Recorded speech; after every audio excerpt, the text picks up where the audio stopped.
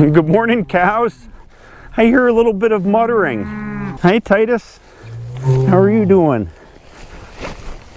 You guys are all just hanging out this morning.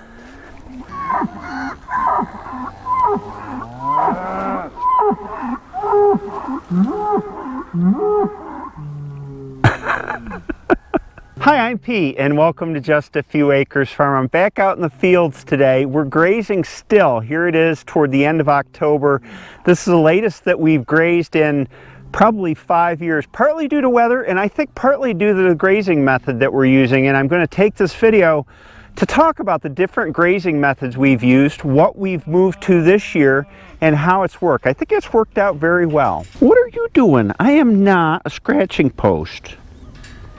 I'm not.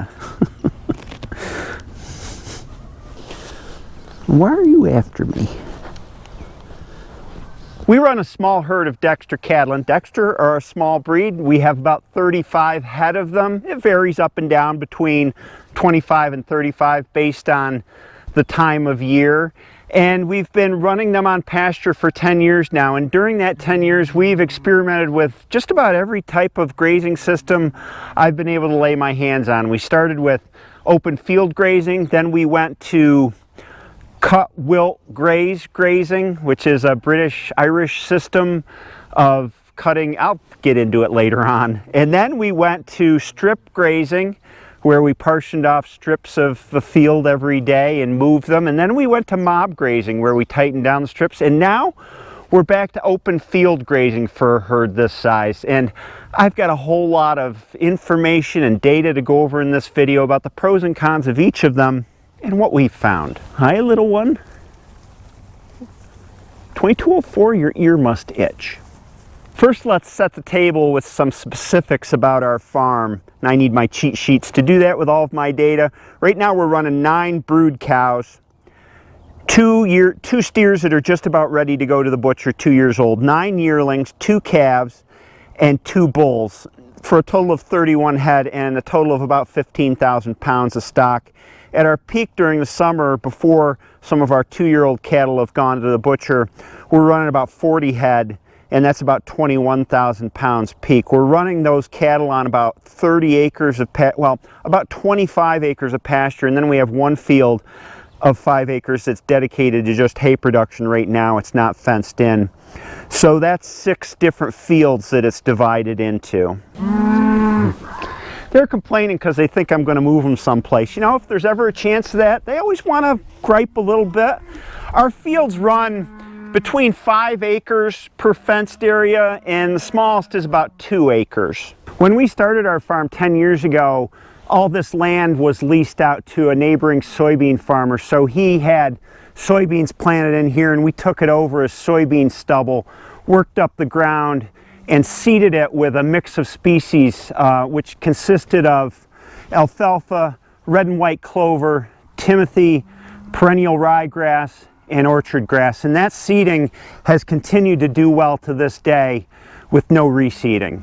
And I know it's very tough to see from a camera eye view, but our pastures are oriented with this grove area in the center over here, which is kind of a loafing area for the cows. It contains their water supply. And then there's a central aisleway that feeds off to each of the fields. So we've got 1, 2, 3 5-acre fields in a row on this side. We have 1 2-acre field up here, and I'm standing in a field that's about 6 acres and bends around to a field where we keep the poultry. And then over the hill there we have a dedicated hay field we call the triangle field. That's our only dedicated hay field. For all of our other fields, we follow kind of the classic grazing method of grazing when the grass is in appropriate conditions. That is 4 to 8 inches high, up to the point where the seed head's starting to emerge from the boot.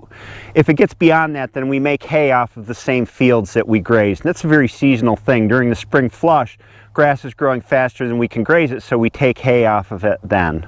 Are you guys all standing here listening to me? I'm talking about you. I'm not moving you guys today. You still got plenty to eat. Look at that big belly. You're doing all right. You got plenty. You're chewing your cud.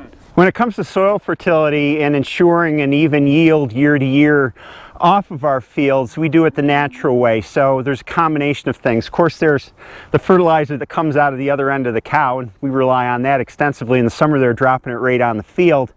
And in the wintertime, which is about 6 months of hay feeding season in our cold climate, we're harvesting a winter bedding pack. We're piling it up, composting it, and then letting it cook for about a year, putting it back on the fields, and it adds a lot of fertility to the fields. Now that bedding pack compost pile is enriched by a lot of chicken manure, a lot of chicken offal from processing, and pig manure. So we're importing grain to the tune of about 15 tons a year probably right now, and of course what the animals don't utilize goes into our compost pile, so we're bringing fertility onto the farm that way. We've also been buying in a percentage of our hay for the last 3 years as we're feeling around for the carrying capacity of the land. Our goal is to be self-sufficient in terms of our cattle operation so that we're not buying in hay, and we kind of overshot the mark for a few years, so we've been paring down our herd numbers to try and hit that balance so that most years we don't have to buy hay. And after 10 years, I have a pretty good idea of how that fertility system is working, and it's working well. Our yields were very high the first few years. I think the remains of the soybean farming and all of the nitrogen he was dumping into his crop, but they were very acid. So we had good yields those first years, had to put lime on the first year to bring the pH back up. And then after that, we've seen a kind of stabilization with soil pH at around 7. We've never had to relime the soil after that first application. That was about 2 tons per acre top dressing. And we've seen our soil organic matter remain fairly steady at about 5.5%. And building soil organic matter, I think, takes decades, not years, so it's a slow progression. But as I said, our yields have remained stable. You guys are very peaceful hanging out here while I yak. I appreciate that. Oh, occupational hazard. It's just poop. Good morning, Orden. How are you doing today, bud? As I said, I think we've done it all as far as grazing. And we started out with only 3 or 4 head of cattle, and we did what most people do at that point, which was a type of open field grazing. At that point, we had 2 pastures totaling, I don't know, maybe 6 acres, and we would put the cattle on one pasture and let them eat for weeks at a time while the other pasture was recovering, and just swap them back and forth. Super simple. As we got more cattle, I learned of, I think it was an Irish system called cut-wilt-graze, used by dairy farms in Ireland. I think that's where the video was from. And they would mow twice a day. They would mow strips, you know, passes with the disc bind down a field, and then they'd move the fence over and let the cattle clean up what they had mowed. They usually gave it a period to wilt, the cut-wilt-graze method. We tried to cut-graze method, which was similar. Every day we'd take a strip on a field like this. We'd have temporary fencing set up into a strip. We would mow, usually in a field like this with 30 head of cattle, we'd mow 3 passes with our hay bind, our 9-foot wide hay bind. We'd move the fence over, we'd move a back fence over so they didn't come back over what was eaten yesterday, and have them clean up what we had cut. The advantage to that system was they ate everything. It was all in a pile from the hay bind, so they would scoop up the grasses, no matter the maturity for the most part, and all the clover, and they would scoop it up. When they cleaned it up, hopefully we timed it right, we'd move it over and do the same thing the next day. What we saw from this system, the first drawback was pasture recovery time, because we were cutting everything down at our cut height, which is, I would guess, about 3 inches. So there's a stall period. It's just like cutting a hayfield. Grass growth stalls after you cut it that low, and you got to wait for it to restart its growth. The other thing that we saw was compaction, because we were concentrating our cattle onto this one strip, and we were gathering them at a stocking density of just under 100,000 pounds per acre when you figure it out. Now, when you talk about mob grazing, usually mob grazing is a minimum stocking density of 100,000 pounds per acre per day, running all the way up in some recommendations to 250,000 pounds per acre per day. So we were at the low end of that, but we were still doing cut-wilt-graze. And the other thing we were seeing is the cattle would get stressed at the end of the grazing period. So just before, in the hours before we were going to come out the next day and cut for them, they were doing a lot of belly aching because they were near cleaning up to the end of what we'd cut the previous day, and what was left was the less desirable stuff, in the cattle's opinion anyway. The other things about the cut-wilt-graze system is it left a nice, neat field. Any weeds that had gotten in, we have very few weed problems here, they'd get cut down. And so that gives the grass more of an opportunity to crowd out the weeds. And the second thing, which was maybe the worst thing, is how much labor it took. So we were moving 2 fences every day. We had to keep the tractor and the haybine out here, and we'd start up the tractor and mow. It was, you know, a lot of burning of fuel and a lot of labor on our part to do this system. Little buddy, you got milk face big time. You're gonna go for the other side, huh? That's right, I'm following you. You can give me the eyeball while you eat. Ooh, Polly Walnuts, how are you? Trying to get Mom to get up so you can get a drink? You're growing out nicely. You're getting taller, stretching out. So in the end, I saw the drawbacks of the cut-wilt-graze system, mainly in compaction of having the cattle on that limited area and on determined pathways that they tended to follow. And the other thing was just that grass stall. I didn't want to see that grass stall in the middle of grazing season after it was cut. So we went to doing a modified form of mob grazing. Everything's modified when you're doing a small farm because a lot of these grazing systems are created by folks that are running hundreds of head of cattle. So it's not like if I had hundreds of head of cattle, I'd be running them on acres at a time, mob grazing, probably moving them twice a day. I could justify all that labor because of the size of the herd, but we're only running between 30 and 40 heads. So what we did, and these fields are a great example of the setup, is we set up our fields so that they're about 200 to 300 feet wide, and then we would graze about 30-foot wide strips. And that was our mob grazing system. It worked out to about 100,000 pounds of cattle per acre per day when you do the math, which again is on the low end of mob grazing. But when you get to a low herd number, it's really tough to tighten that paddock down. I mean, you're putting them in a little box by the time you get to 250,000 pounds. So we were on the low end of mob grazing. We were moving them once per day, and we had a front fence, which was just poly rope and step-in posts. And then we would have a back fence. So as in this field that I'm in here, the whole thing would just march down the field like this. So you've got the front fence going this way between fence row and fence row. And then you've got a back fence that comes across and would come down to this gate here. So the cows always had an aisle back to go up to shade in the grove and their water supply. The other big departure we had from more traditional, I guess you would say, mob grazing is the rest period. We're working with a limited acreage here. As I said, we're grazing about 25 acres, and then we've got some other acreage dedicated to hay.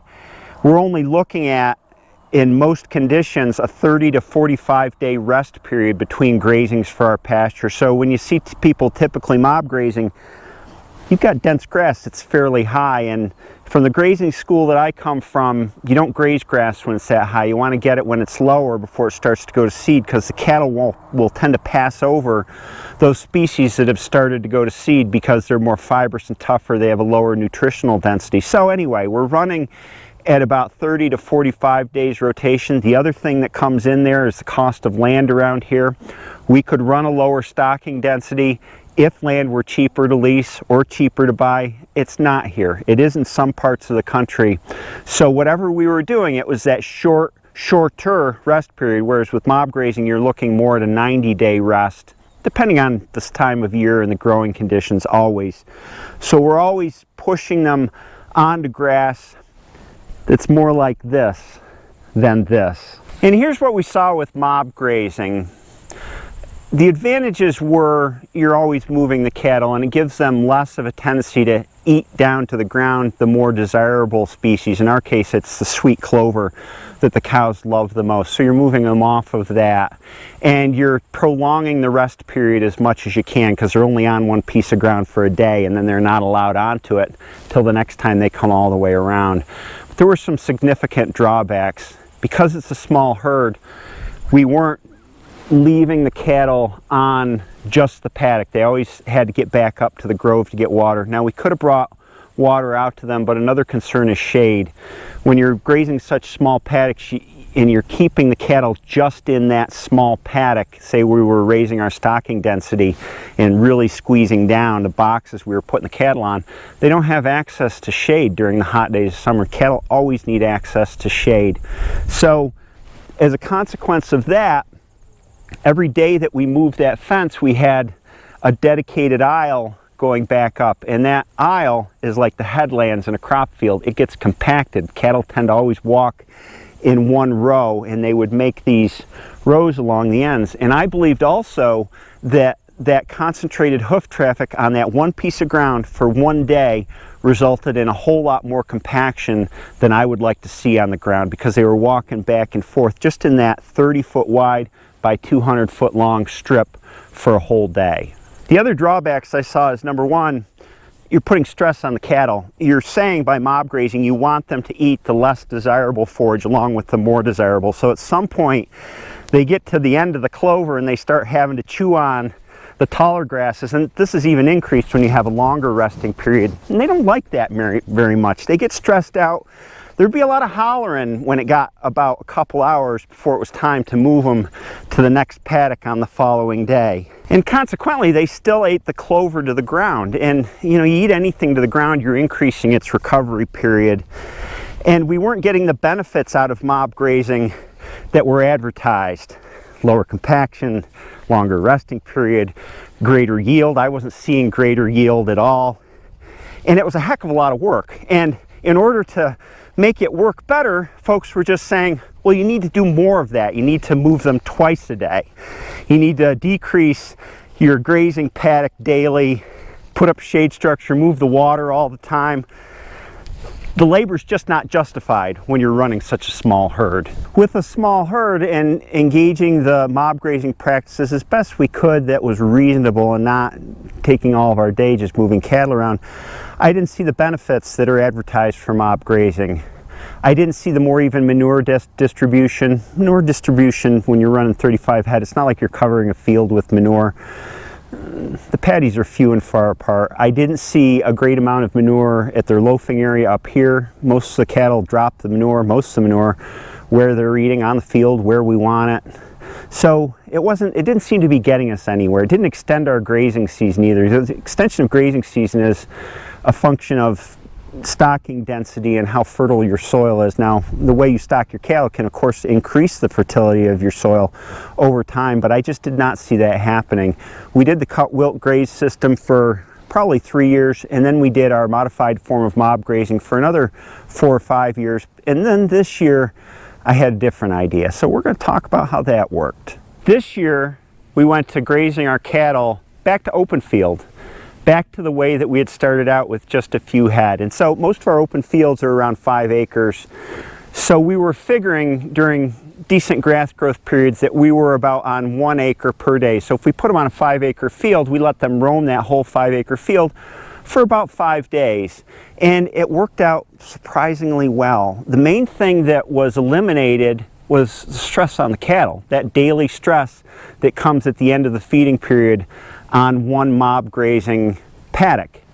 They're free to wander the whole field, and I actually think that compaction went down because instead of beating back and forth on that one strip they're on for a day, they're kind of randomly wandering around the whole field. Yes, they do concentrate their traffic at the entrance of the field because that's where they're walking in and out as they go back to loaf in the shade and get water, but it's just that area. In the rest of the field, it's a more random distribution of hoof traffic, and there's less of that pacing back and forth as they're trying to get under the fence line before the move the next day, as you're trying to force them to eat that less desirable forage at the end of the mob grazing period. So we put them out on these fields and the labor went way down. We weren't moving them around anymore daily. Once a week I was calling the cows, and you know how the cows follow me, call them to a new field, open the gate, close the old gate, and in they went.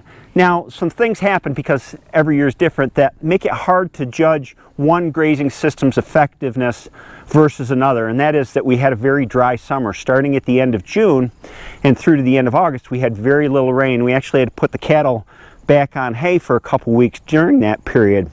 Then we had a very nice fall with lots of rain, great grass growth. And so it's very hard to measure one versus the other. One thing I will say is this is the latest that we've been grazing cattle in probably 5 years. Here we are at the end of October. By the beginning of October, with our old methods, we were pulling them off and bringing them back into the winter yard to start feeding hay for the winter. Now we're looking till at least the beginning of November that we're going to be on pasture. Now, some other things I did in relation to changing the way we graze. First of all, we have a problem here in our climate where the grass just gets ahead of you in the spring. We only make dry hay. We don't make silage or baleage because of the plastic waste and the infrastructure and equipment that's required for either of those. So dry hay season here, it comes by the time the grass has gotten way ahead of the cows. To deal with that and the resulting, because this always happens too, you have a shortfall in grazing.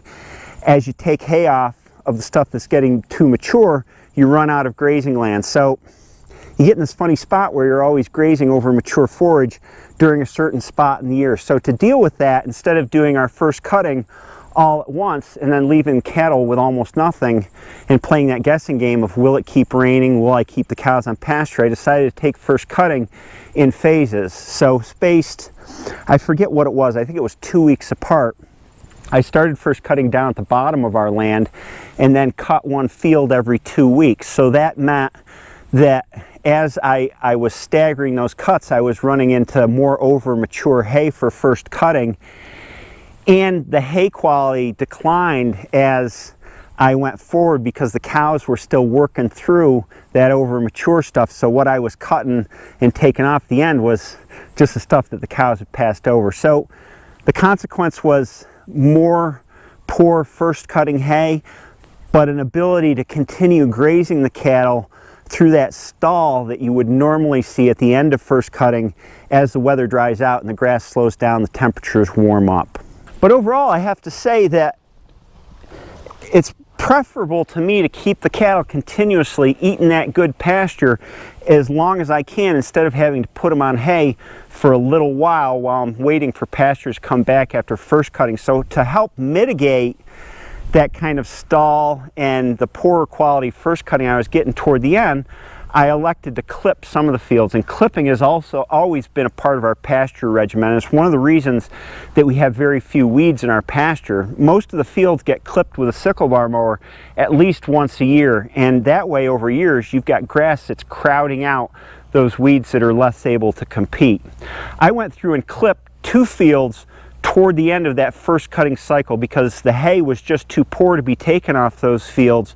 And thinking of the fertility going into the fall and into the next year, I elected to clip that over mature stuff, leave it on the ground, let it work into the top of the soil as thatch, and ensure better growing conditions and better moisture retention for the soil and the grass later on. So what have I found after, whoops, I don't want to disturb you. What did I find after a year of doing this?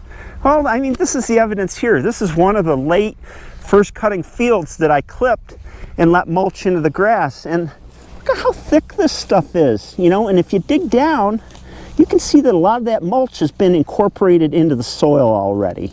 Some of it's there to still insulate, but it really looks good. I did not see a reduction in overall forage production. I think if anything, we might have produced more this year. I mean, it's all a feel thing when you're a grazer as far as judging the weather and judging forage growth. I saw a lot less stress on the cattle, a lot less belly aching, a lot more full bellies, and this ability to wander the field kind of like I feel cattle were meant to do instead of being compressed into a smaller area. It means a lot to me, and that reduced stress has all kinds of benefits, both for the farmer and for the cattle. I think compaction is reduced because the paths that the cattle take, and I've been watching them all year, are more random across the field. The herd tends to concentrate, that's cattle behavior, but it's not complete concentration. So some will concentrate together, you know, kind of like they are now. They're all laying down back there. And then there are some outliers, but based on part of the day and the day you're watching them, they're concentrated in different field areas of the field. So it's not like, you know, they were beating the entrance to the field to death. They were more hanging out at various points. And I don't know how well you can see it on the camera, but this field is taken down very evenly. It's not like they're stripping the stuff closer to the entrance down to the ground and not touching the stuff way off in the far corner. I mean, just look at this stuff. Look at how thick it is with lots of clover mixed in. They've been on this field for 3 or 4 days now, and it just looks beautiful. You want to see that kind of dense growth, you know? And big old cow patties. I want to see them too. That is a nice cow patty right there. So these are just one farmer's findings over just 1 year of grazing. As you know, grazing and getting a feel for what works for you takes years. Conditions are always different. The weather always varies. The way the grass grows always varies. The amount of rainfall, the type and composition of cattle you have on your land are going to vary according to your circumstance. Of course, the biggest thing is where you're located. You know, the overall climate and soil fertility. These are just what I've found has worked well for me. And this idea that you're not doing something right because you're not putting enough work into it is an awful guilty feeling to carry around with you. So if you say mob grazing is not working for you, normally people will say, well, you need to increase your stocking density, you need to move them more, you need to, you know, make more portable infrastructure, spend more time with the cattle. As a small farmer, you only have so much time in the day. And I found that this is a much less stressful system, mainly for the cattle, but also for us too. Allows us to have a more leisurely look at the cattle as we're walking the field, see how they behave when they're not under duress as far as being confined in a limited area. Just my thoughts, mostly anecdotal at this point. I'm going to be doing this for years longer based on what I've seen this year, and I'll have better evidence in the long term. So that's all I got for you today. I hope this video is informative. This is a massive information dump that took place over six months of having the cattle moving around our farm. I hope you have a great day, and I'll see you next time.